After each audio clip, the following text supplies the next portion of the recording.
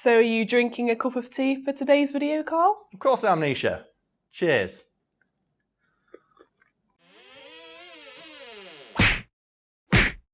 If there's one thing everybody associates with England, it's a good cup of tea. Which is why I think it's hilarious that one of the most famous fictional Englishmen, James Bond, fucking hates it. To such an extent, in the novels he hails from, he will yell at anybody who tries to serve it to him. But James Bond, he's just so British. How can he not drink tea? That's the thing, he is the quintessential Englishman. When people think Englishman, they think like James Bond or Colin Firth. Or maybe Hugh Grant, if they don't really have a high opinion of the Brits. Well, let's move past that as swiftly as we can. But yeah, he is Mr. Britain. Like when they wanted to sum up Britain for the 2012 Olympics, they brought in James fucking Bond. They know that James Bond is an enduring symbol of Britishness to the world. And he hates tea. The drink that 99% of the people watching this will associate with, this quaint and humble land. James Bond hating tea is pretty funny. It is, but it's not worthy of one of our videos because there has to be that twist there. The twist is that James Bond hates tea to such an extent he will drop his normally unflappable gentleman's facade whenever it is mentioned or offered to him.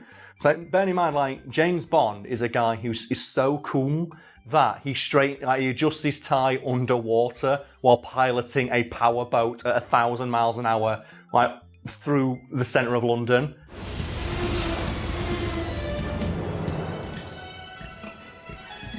Or he adjusts his cuffs after jumping off the back of an exploding train after being shot. 007, are you alright?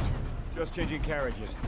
It's all about the image with him, isn't it? Yeah, that's exactly. He is 100% a character who is defined by his image and just being, like I said, the quintessential Englishman. Cool, calm, collected, under any circumstance. And he will drop that like a hot spoon the moment he hears the word. Or the letter, I should say, T. He fucking hates that shit. So I've never really seen this in any of the films, and I had no idea that he hated tea, so there must be examples somewhere. Not just hates it, Nisha, hates it with a passion. And you're right, it's not really something that's mentioned in the James Bond films. It's mostly a thing limited to the novels. For example, the novel 0-10, Mr. Bond is offered a cup of tea by his personal assistant, to which he aggressively snaps back, "I avoid tea at all costs." Understandably, his personal assistant is a little amused by this, the James Bond, Mr. English himself, turning down a cup of tea. So she says to him, "That's a remarkably un-English thing of you to say, Mr. Bond." And Nisha, what is it that James Bond's known for in his interactions with people, specifically women? Well, I know he's known for his one-liners and being quite suave towards women as well. So you think after hearing this, what does he maybe do? Does he he drops a humorous one-liner, a witty barb? Maybe something flirtatious, because he might plan on banging his personal assistant later. No, he turns to her and says, "I'd rather drink a cup of mud." Think about that for a moment. The reputation James Bond has is that he's so impossibly cool, and that he's just he always has just the right line for the right situation. An example of which I'm guessing is going to follow this sentence. I see you handle your weapon well. I have been known to keep my tip up.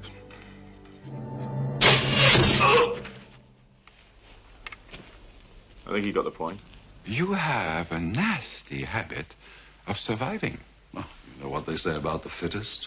And he doesn't have anything to say because just the hatred he feels for tea is so overwhelming. He just has to spit at his secretary I'd rather drink a cup of mud.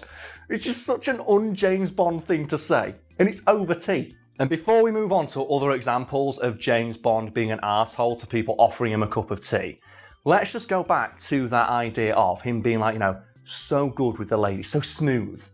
And just discuss for a brief moment the best lines uttered by men in movies, because I have one that I think is the winner that cannot be topped, and it is in the film In Time. And the basic plot is it's a high concept film where everybody in that universe has how long they have left to live on their wrist, and time is a currency they spend. And it's very on the nose in the sense that all the poor people literally have a day left, so they're living day to day. And through various shenanigans, Justin Timberlake ends up with I think a century, and he goes to the rich part of town. Because obviously, fuck it, I'm rich now. And he goes to a rich part of town, he goes into the fanciest restaurant he finds, and he's wolfing down that fancy meal. A waitress comes up to him and says, "You're not from round here, are you?" And he goes, "What makes you say that?" He goes, "It's the way you're eating. You're doing everything so fast." And he just looks at the waitress and goes, "Not everything." And she's like, "Oh, it's so good." It's like, "Oh, Justin Timberlake. That is so fucking smooth." You do everything a little too fast. Not everything. It's made me think of a film I saw recently. Okay, lay it on me. Speaking of like, well, it's not really a chat-up line, but it's sort of in the same... It's one of those witty, suave comebacks. It's like, yeah. Have you ever seen the film My Best Friend's Girl? I have not seen the film My Best Friend's Girl. It stars Dane Cook. He's like the main guy in it. Fucking hell. No wonder I've not seen it. But he's meant to come across as a dickhead, basically. Okay. Well, he's Dane Cook, so yes, that's understandable. And he's at a wedding and he finds the bride's mum. Obviously, there's a lot more to it, but if I cut to the chase, he finds the bride's mum and he starts talking to her and he stands up in front of her, drops his trousers and goes, "It's not going to suck itself." I thought this was supposed to be the best chat-up line. That's the worst one I've ever heard. That's so bad. That would never work. It's just the funniest one. You're a woman saying this. You're gonna get so many men are gonna think that's okay now. No. Come on, it's not gonna suck itself, Mama. And to get the taste of that out of everybody's mouth, and no, I will not use another wording, I think there's another one that I absolutely adore from the film Jackass 3. And you probably think, when in Jackass 3 does anyone utter an awesome one-liner? It's when Wee Man goes into the bar and they have the little person, like, riot. When he goes in with, like, a woman pretending to be his girlfriend, and a guy comes up and says, "Who the fuck are you?" And Wee Man goes, "What? What's your problem, buddy?" And he goes, "I'm her boyfriend." And Wee Man turns to him and goes, "That's nice, I'm her man friend," and just gets his beer and drinks it. Oh, it's so cool. Oh, it's the best line I've ever seen. It's in Jackass 3. Who are you? I'm a freaking boyfriend, asshole. That's cool, bud. I'm her man friend. If I had that level of swag, I could conquer the fucking world. Like, it's unbelievable. So, bringing it back to James Bond, I'm sure there's more examples of him being a dick. Yeah, specifically over this tea thing, because he really hates tea, you guys. And it happens, again, in the Goldfinger novel. And it's an almost identical exchange, only this time it's with a young girl working in MI6's canteen. And she offers James Bond a cup of tea, and rather than saying, "I want something else," or, not being a dick, he decides to say, "I don't drink tea, I hate it. It's mud. Moreover, it's the reason for the downfall of the British Empire. Now be a good girl and bring me some coffee." And you're probably thinking, that makes James Bond sound like an arsehole, but wait, it gets a little bit worse, because the novel establishes that this is James Bond's first day working the night shift for the Secret Service, so this is literally the first time he has ever met this person. And the first impression he is happy for this person to have of him is him screaming at them for daring to offer him a cup of tea. And that leads me to think that in those original novels, someone is dipping their balls in James Bond's coffee every other morning, because they only hear about him being a huge arsehole to everyone who offers him anything other than that. You've worked in service, haven't you, Nisha? Have you ever had anyone talk to you like that? Yeah, loads of times. Yeah, it happens all the time. What do you think of that person immediately? My first reaction is to just be really blunt and help them as little as possible. Yeah, you think, and as well, in your head you think, you are a penis. Yeah. I do not like you. I will now do everything in my power to interact with you less, and I will do the bare minimum that you ask of me, because you clearly don't deserve the courtesy of, the base level respect and the position I'm in requires me to give you. And it's so bad. It's supposed to be James Bond. This is supposed to be the most handsome, suave, fictional motherfucker ever. And he's yelling at a poor girl in a canteen for trying to be nice to him on his first day on the night shift. It just makes it sound like an asshole boss. There must be an explanation as to why he acts like this. Yeah, why he's yelling at minimum wage workers to make himself feel like a big man for being offered tea.